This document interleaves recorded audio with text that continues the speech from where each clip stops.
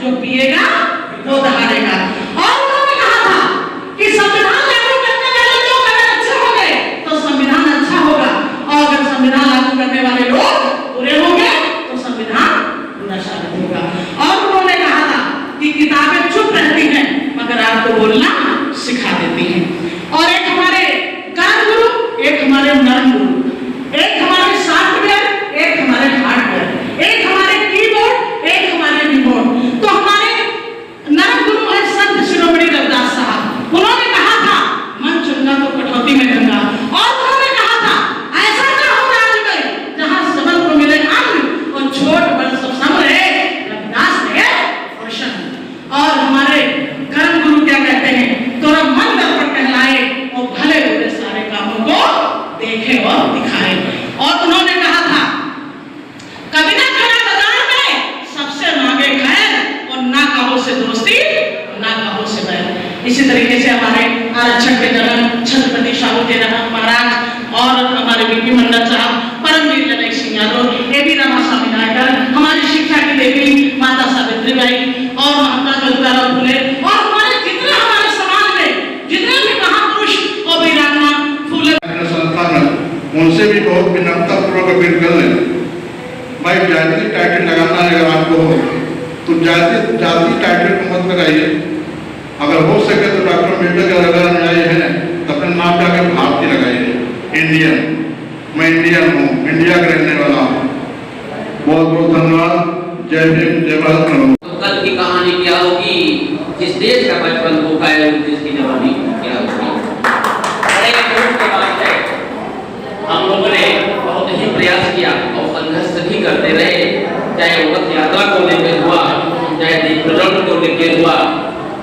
भाई सिद्धार्थ जी बहुत पहले से हमसे जुड़े रहे, हमने इसे कहा कि जहाँ भी मेरी आवश्यकता होगी, लेकिन भारत के संविधान को बचाने के लिए मुझे अपनी कुर्बानी भी देनी पड़ेगी, मैं आपके साथ हूँ। इसके लिए पटेल जी, बड़े भाई जी, और बल्कि भारत की बात करते हैं तो राष्ट्र में चल रहे हैं।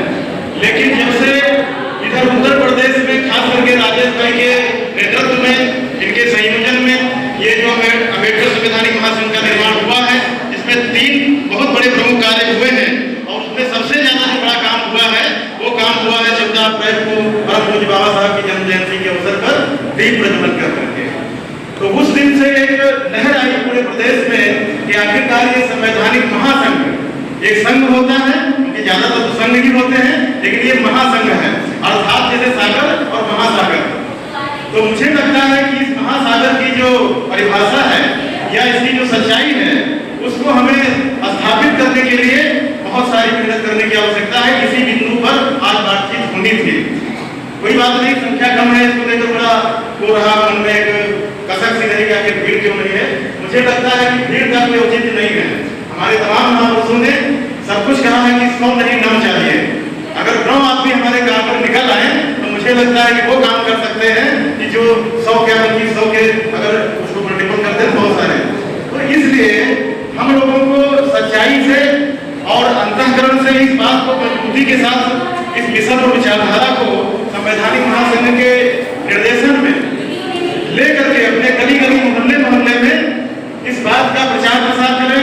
कुछ साहित्य के माध्यम से, कुछ मौखिक वार्तालाप के जरिए, कुछ हमारे कार्यकर्ता तैयार किए जाएं, या हम मार्केट में जब टहलने जाते हैं तो वहां पर भी हम अपने लोगों की तलाश करें और उनको अपने मिशन की विचारधारा का लोगों को अवगत कराएं। दूसरा पहलू यह है कि जब इस तरह से जैसे बहुत सारे संगठन में उनकी मतलब नहीं करना चाहूंगा समानता। दूसरी बात यह है कि हम संविधान की बात करते हैं और संविधान को इस बार संसद में बड़े पैमाने पर लोगों को दिखाया गया कि देखो जो तुम मांग कर रहे थे वो मैंने ये देखे यहाँ पे ले करके, और उसको मैं आपको सच्चा तो नहीं बल्कि झूठे कहेंगे तो सबक दिखा दिए। अब क्या हुआ कि हम लोग ये समझ गए कि नहीं, संविधान तो बड़े पैमाने पर जो है वहां पहुंच गया है संसद में, और हर नेता, हर मंत्री, विधायक या जो सभा का है, पक्ष का है, विपक्ष का है, सारे लोगों ने संविधान का प्रदर्शन कर दिया। तो मुझे लगता है कि ये उस प्रकार से है जैसे ठेठ देहात में कहावत कही जाती है कि गुड़ दिखा। अगर इस देश को भीमराव अम्बेडकर जैसा हीरा नहीं मिलता। आदरणीय संचालक जी, सभाध्यक्ष महोदय, मंच पर उपस्थित प्रबुद्धजन, सामने उपस्थित बहन एवं भाइयों, जैसा आप इस संवैधानिक डॉक्टर अम्बेडकर संवैधानिक महासंघ के बारे में अभी आप लोगों को शायद कोई बुलेटिन या कोई पत्रिका नहीं मिली होगी, एक पर्चा मिला होगा जिसमें 2 कार्यक्रम इस संवैधानिक महासंघ के माध्यम से भी यहाँ पे हुआ है। पहला तो ये हुआ था 28 जनवरी, पिछले 28 को 75 संविधान रथ यहाँ से रवाना किया गया था, जो प्रदेश के करीब सभी जिलों में घूमा है। और इस 14 अप्रैल को 25 लाख गीत जला करके बाबा साहब का जन्म महोत्सव मनाया गया है। हम ये चाहते हैं कि इस संविधान की एक छोटी सी बुलेटिन बने, उसमें संविधान की उद्देशिका हो और इस संवैधानिक महासंघ का उद्देश्य उसमें निहित हो कि हम क्या करना चाहते हैं संवैधानिक महासंघ के माध्यम से, जिससे लोगों को पता चले कि हमारे संवैधानिक संघ क्या काम कर रहा है और हमें आगे क्या काम करना है, इस संगठन को कैसे मजबूत करना है।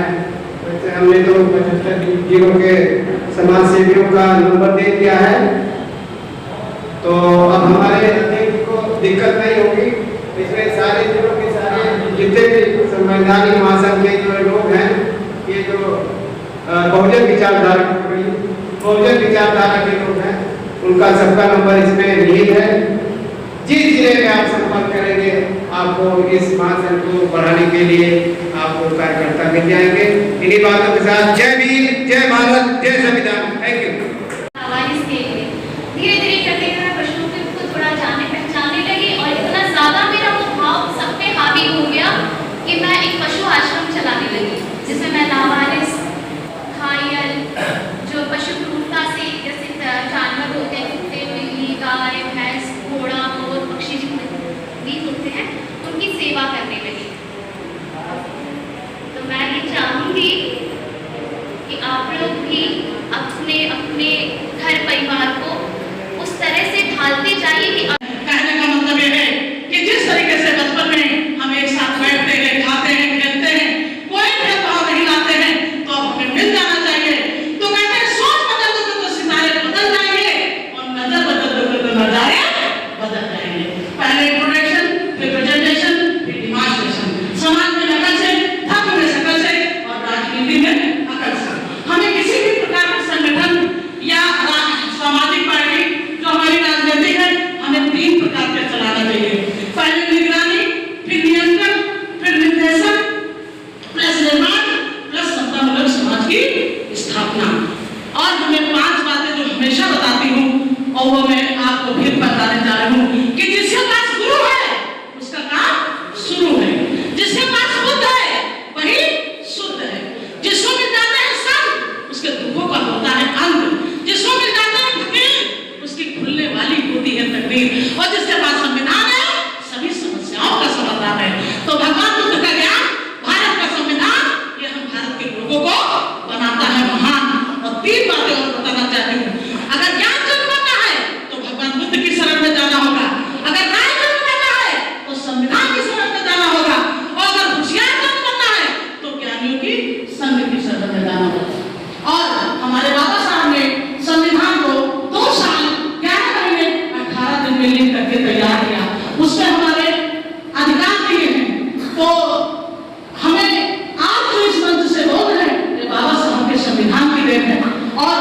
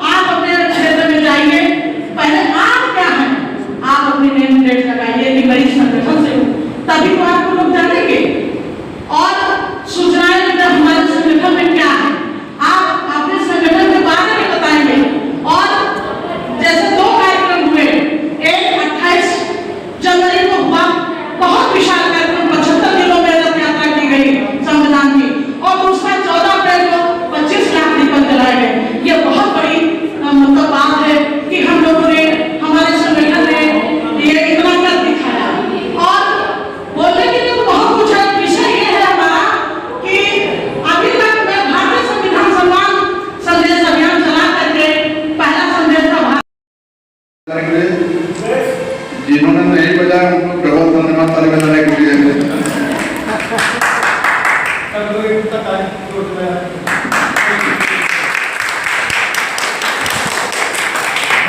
चलिए दूसरी लाइन पर आप ताली बजाइएगा, दो लोग ने बजाया।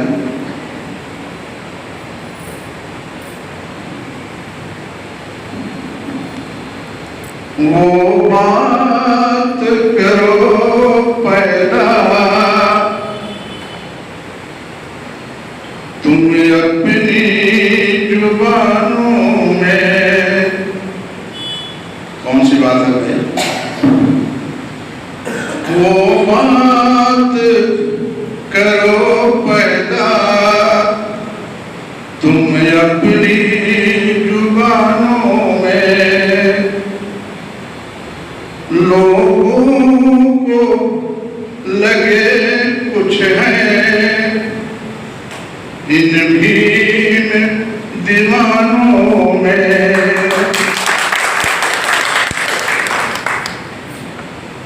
बहुत बहुत धन्यवाद ताली बजाने के लिए। आज के इस डॉक्टर अम्बेडकर संवैधानिक महासंघ के सम्मेलन में माननीय शीतला प्रसाद साहब,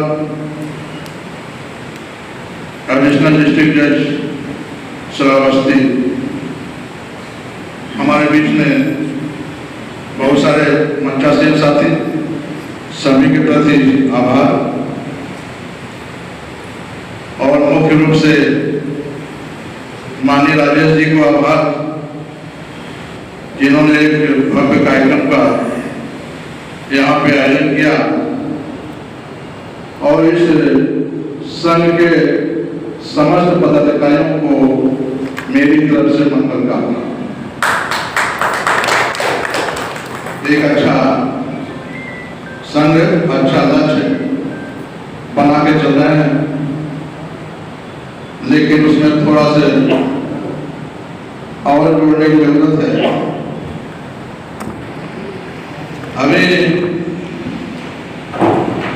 ऐसे मौके पर पधारे हमारे सभी अतिथि और सभी सम्मानित साथी और पदाधिकारी, मैं देख रहा हूं कि अगर हम लोग जिस चीज की मिसाल या मिसाल लेकर चल रहे हैं, अगर ये जानकारी और ये समाज को इस बात की सच्चाई नहीं सही से समझ में आई, तो निश्चित तौर पर ये तमाम संगठन जो देखने में आ रहे हैं वो कहीं न कहीं हम लोगों को गुमराह भी कर रहे हैं। तो आज इस मौके पर ये बात समझना होगा, क्योंकि ये बैठक जो बुलाई गई थी, ये विशेष करके अपनी ट्रेन में जहाँ यात्रा करते हैं, जहाँ भी जाते हैं, ऑफिस में हैं, कहीं भी हैं, वो अगर ऐसा करते हैं तो मुझे लगता है कि ये जो विचार है ये फलीभूत होगा। और बहुत ज़्यादा समय न लेते हुए हमारे बहुत ही गणमान्य वक्तागण हैं, और बहुत ही खुशी की बात है कि हमारे बीच में बहुत ही मतलब उच्च कोटि के विद्वान और उच्च कोटि के शासन प्रशासन में भागीदारी करने वाले लोग मौजूद हैं।